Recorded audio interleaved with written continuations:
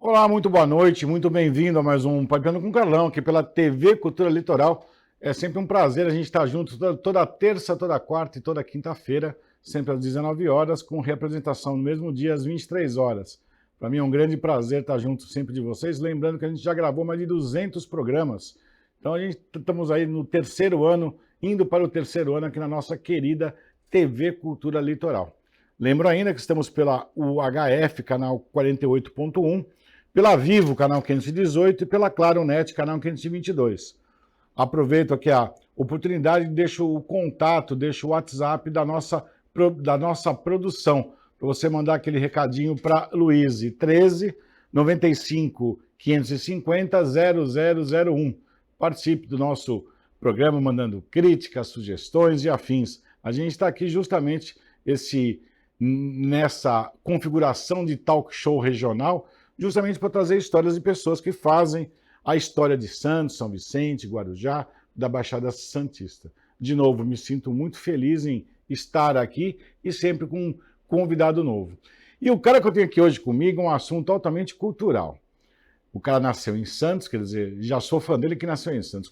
Nasceu quase no mesmo ano que eu. E ele é um cara que ele respira cultura. Ele é poeta, ele é escritor, ele é crítico literário. Quem está aqui comigo hoje é o meu querido amigo Flávio Viegas Amoreira. Flávio ficou uma época em São Paulo, voltou para Santos, está em frente à Casa das Culturas de Santos.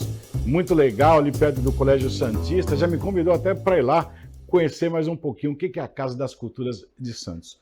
Flávio, muito bem-vindo, muito legal de você estar aqui com um livro que eu já andei desfolhando, ele é muito legal. E eu me sinto assim tão feliz em falar em cultura, que quando a gente fala em cultura, a gente abre a cabeça para vários aspectos. Eu estava vendo uma linha de intersecção de cultura e saúde mental, e a gente sabe que isso também ajuda bastante. Seja muito bem-vindo. Muito obrigado, Carlão, aqui no Muito Papeando obrigado. com Carlão. Isso aí, Flávio. É já um programa consolidado Obrigado, de Flávio. representatividade de uma região onde o Brasil começou, não É é? isso mesmo. A Baixada Santista e numa TV que honra tanto as tradições do Brasil. Eu tive a Isso aí. oportunidade de ser entrevistado pelo bom e velho Abu Janra nos Poxa, tempos da TV Cultura, lá na década de 90. Para mim é uma honra estar aqui então, poxa. E meu grande amigo Abu Janra, e continuo militando naquilo que a gente chama de tesão da alma, verdade. que é a cultura, que é a arte. Propósito. Para a gente é tão legal ver um cara de Santos, estudou no Colégio Canadá, e assim, tem uns poemas tão legais, eu sou fãzão de poemas, apesar que já foram 23 obras já, né? Foram 23 obras entre poesia, prosa, contos principalmente, eu sou um apaixonado pela narrativa breve, e algumas biografias. Uma delas é a biografia de um dos maiores compositores eruditos do mundo, de vanguarda, também santista, o querido maestro Gilberto Mendes. Gilberto Mendes, é nosso grande ícone, um cara que a gente tem Foi que... meu grande amigo. É mesmo? Que... Exato.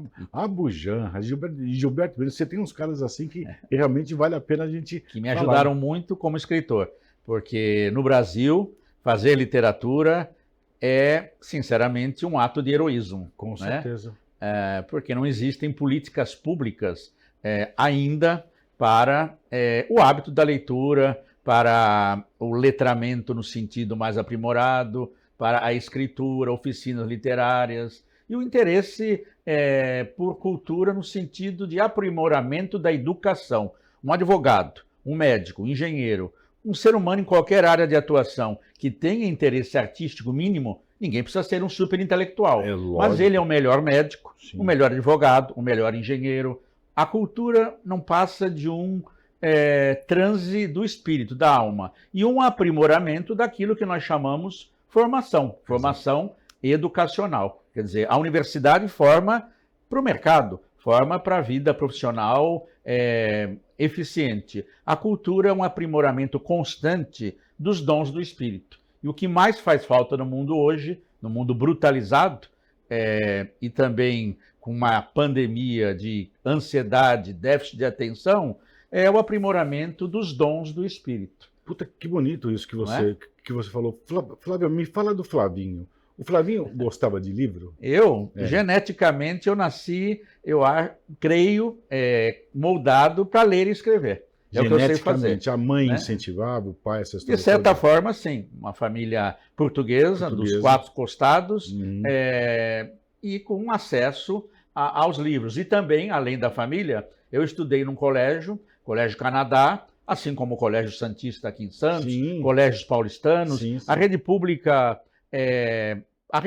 no Brasil tinha características que facilitavam muito o acesso ao livro. O Colégio Canadá tinha uma biblioteca que faria inveja a qualquer universidade hoje. Você sabe que a gente, como aluno, eu estudei no Oswaldo Cruz e eu ia usar a biblioteca do Canadá. A biblioteca era o meu habitat. Então, além do incentivo familiar, eu tinha como habitat a biblioteca do glorioso Colégio Canadá. E também creio que nós temos uma propensão, ninguém mais do que você, não é?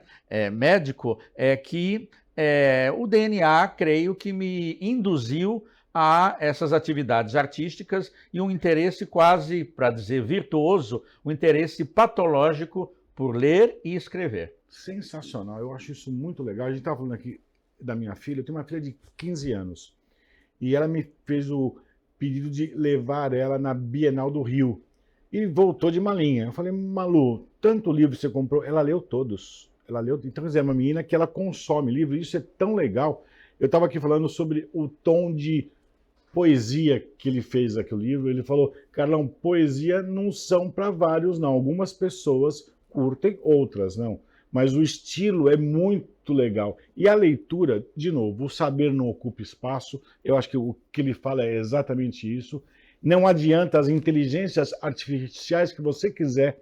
Não adianta você tentar fazer um curso de final de semana que você não vai ser expert em nada. Você tem que ter o hábito de ler. E ele adotou isso para a vida. Você viu que desde pequeno o Flavinho já gostava, está no DNA, no RNA mensageiro, já que ele já trouxe isso. E o incentivo dos pais, eu acho que ajuda muito. E uma coisa que o Flávio falou que a gente tem que concordar, o poder público tem que enxergar essa cultura e esse hábito de leitura como complementação ou como educação mesmo. É educação mesmo. Eu li o caso da borboleta tíria e fiz um glossário das palavras que eu não sabia o significado para mim pegar no dicionário uma a uma. Eu li Éramos Seis, Coleção Dom Casmurro, Vagalume, exatamente isso. O Oswaldo Cruz fazia a gente na 6ª série, 7ª série, 8ª série, ler esses livros como hábito. Você tinha que ler 5 livros por ano e fazer a sua referência bibliográfica.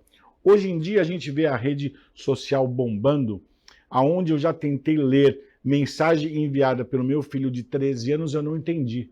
O você VC, o porquê Você PQ, diagnosticou um perigo, não é brasileiro, é universal. Muito doido isso, Flávio. Empobrecimento do vocabulário, déficit de atenção, um retrocesso cognitivo, cognitivo plástico, neural, isso aí. E ainda vou mais. Nós podemos estar criando várias gerações, uma civilização, para usar um termo mais técnico, ágrafa. As pessoas não vão se comunicar por palavras. Vão como na pré-história, agora de maneira high-tech, se comunicar de maneira grunhida, ou por memes. Quer dizer, uma civilização ágrafa, sem linguagem. É verdade. Não é? É verdade. Então, esse depauperamento intelectual nos leva a um processo, para usar um termo forte, de idiotização. Idiotização e também, em última instância, ao empobrecimento total das funções do espírito, não é? Das funções de interesse, um déficit de interesse, de propósito na vida. Você vê o Cartola, um menino nascido no morro, afrodescendente, que foi capaz, sem nenhum estudo sofisticado, mas com interesse e sensibilidade nítidas, de criar obras-primas como As Rosas Não Falam. Você está falando dele, já vem na minha cabeça. Carolina Maria de Jesus, uma afrodescendente, moradora da favela do Canindé, que nos deu um clássico traduzido para mais de 20 idiomas, Carlão. Quarto de Despejo. Uma favelada nos anos 50 que mal comia, mas que tinha a necessidade de expressar os seus sentimentos. Então, a questão da cultura é a mais democrática possível. A cultura é mais democrática do que a praia,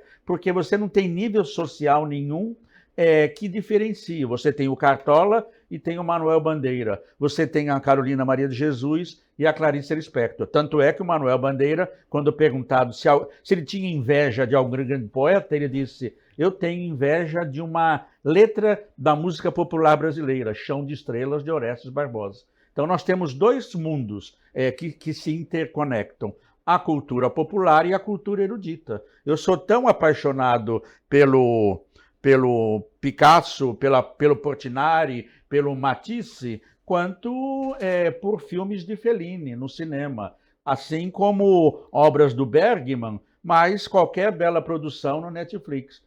Como diz o Andy Warhol, né, a arte pop, eu gosto de gostar das coisas, mas de coisa boa. De coisa boa, exatamente isso. Cara, é impossível não virar teu fã ouvindo você falar.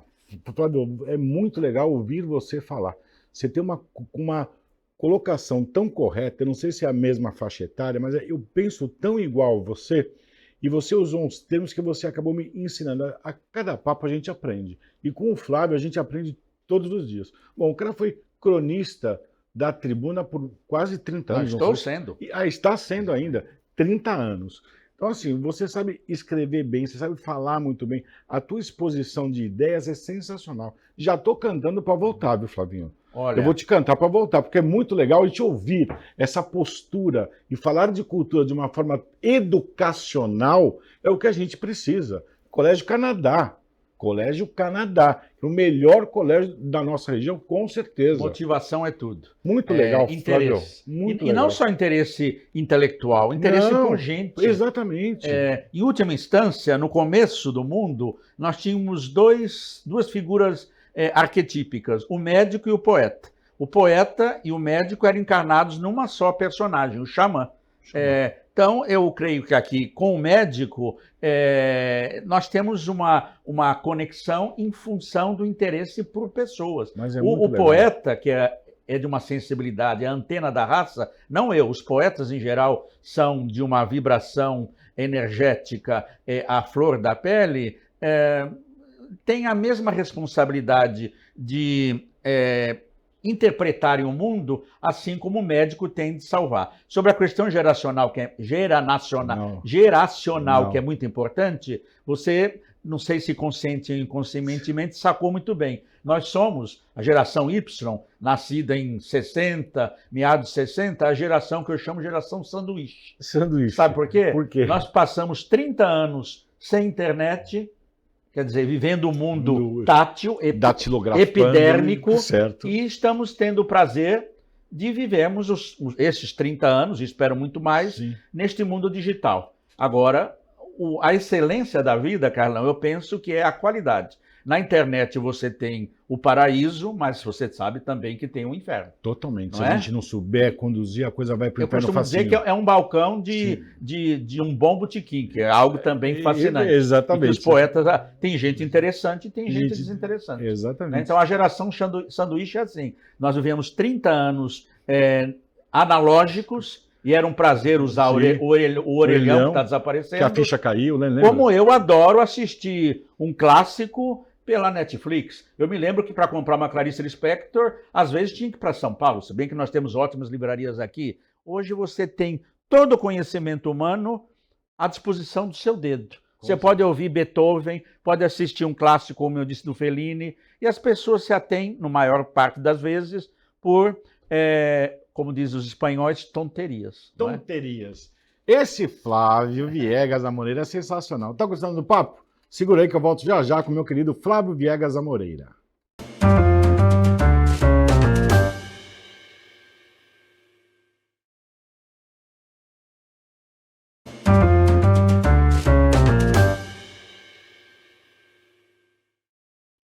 Olá, estamos de volta num papo sensacional, uma das melhores entrevistas que eu fiz, te juro mesmo. Flávio Viegas Amoreira. Eu já aprendi bastantão aqui, eu já aprendi uns termos sensacionais. Segue aí, @Flávio Viegas Amoreira. E ele é poeta, escritor, é crítico literário, está em frente à Casa das Culturas de Santos. Flávio, o que é a Casa das Culturas de Santos? Olha, o poeta paga boletos, Sim. precisa pagar as contas. Então eu sempre estive envolvido com cultura no sentido público, não é? Eu sou professor de oficinas literárias, aliás, é algo muito interessante, gente de 18 aos 100 que acompanha oficinas criativas, Sim. como se tornar escritor, não para se tornar um best-seller, Certo. mas gente que gostaria de lançar o seu primeiro livro, como aprender a ler melhor Dostoiévski, como apreciar a obra de Guimarães Rosa. Então eu estou nessa vibe de oficina literária há muito tempo. E também atuei muito em produção cultural, na verdade, agito cultural. Né? Em São Paulo, na Casa das Rosas, que é o último casarão da Paulista. Sensacional lá, na né? Casa Mário de Andrade. Tão gostoso ali, Casa não é? das Rosas, não, sensacional lá. Aqui em Santos também militei em alguns espaços importantes. A nossa querida Pinacoteca Benedito Calixto, o Fórum da Cidadania ali na antiga Sorocabana. E, apesar de estar militando literariamente além de Santos, eu fui convocado por um querido amigo, que eu prezo muito. Conheço ele ou não? O prefeito Rogério Santos, que tem uma sensibilidade aguçada para valores e para talentos, e ele me solicitou uma curadoria num espaço, um casarão de 1900, 125 anos, na confluência da 7 de setembro com a Constituição, em frente ao Colégio Santista, acho, ao lado da Casa do Barão, sim, em São Vicente, no coração de São Vicente, e a Pinacoteca são os 3 casarões de todo o litoral paulista. Este programa vai para toda essa costa da Mata Atlântica, né? Que é um pequeno país. A Baixada Santista é quase um Uruguai. Sim. Não é? Aqui no Brasil a gente dá uma entrevista para o litoral. O litoral paulista é quase um Uruguai. E é aqui que o Brasil começou, não é? E então eu assumi a curadoria, a diretoria artística da Casa das Culturas, onde nós temos atividades incessantes de vários gêneros e uma política, acessibilidade cultural, inserção social através da arte. Aquela região, principalmente do Mercado, Vila Nova, está em franca vitalização. Semana passada inauguramos o Mercado.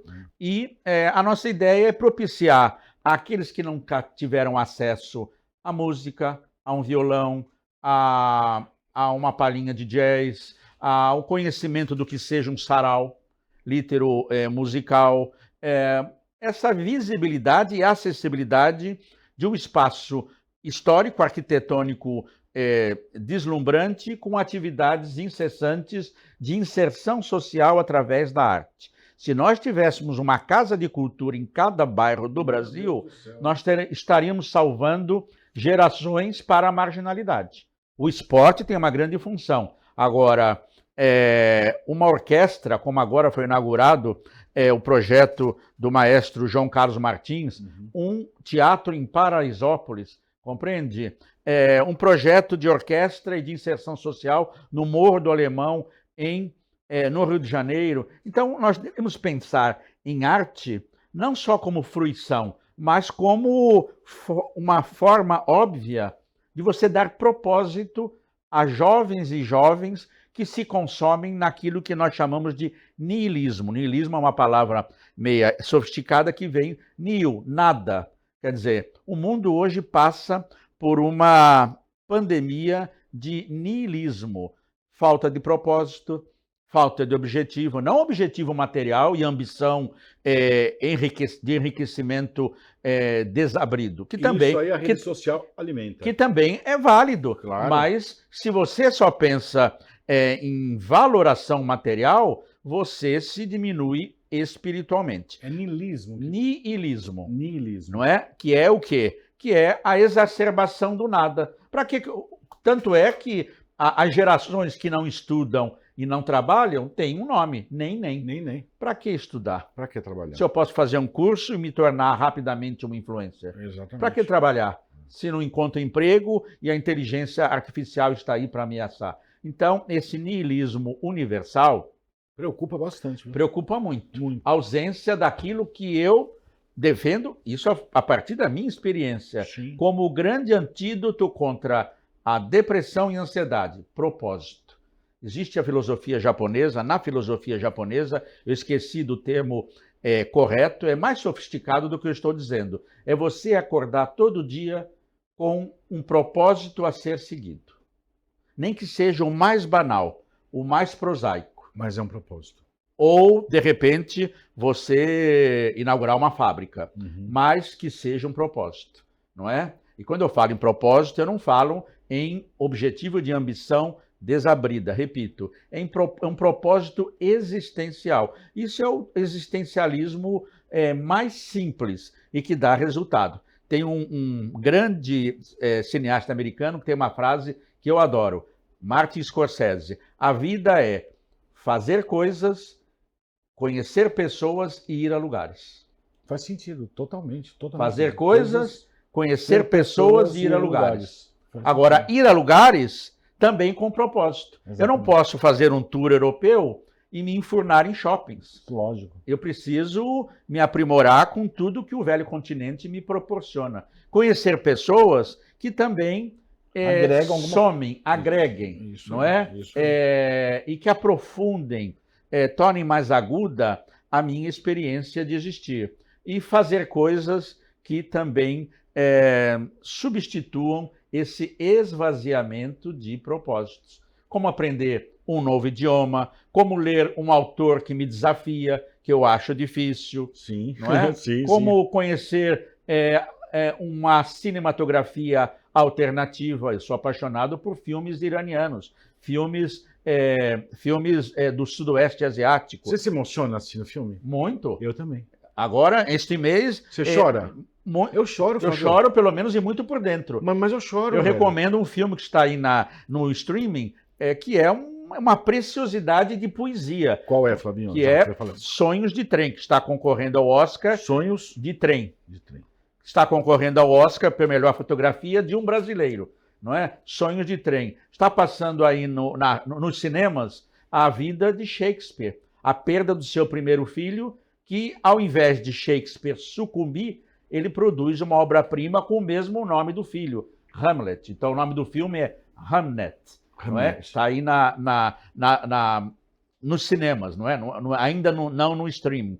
Então eu estou sempre produzindo interesse, não é? É muito legal. Eu assisto streaming, vou ao cinema ainda fisicamente, quando posso... É bom ir no cinema, não é, Flavinho? É um ritual. Eu adoro ritual. cinema. Eu acho muito legal. Assim como música. Sim, sim. Não é? É isso, é a fabricação de sentidos.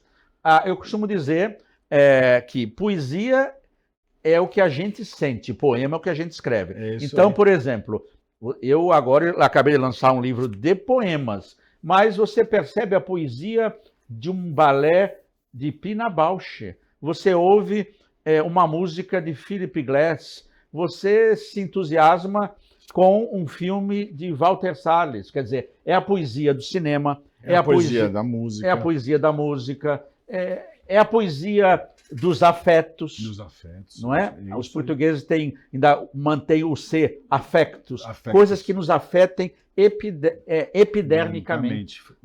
A pandemia foi uma lição para nós de como é angustiante a ausência de afeto epidérmico, de toque, de olhar.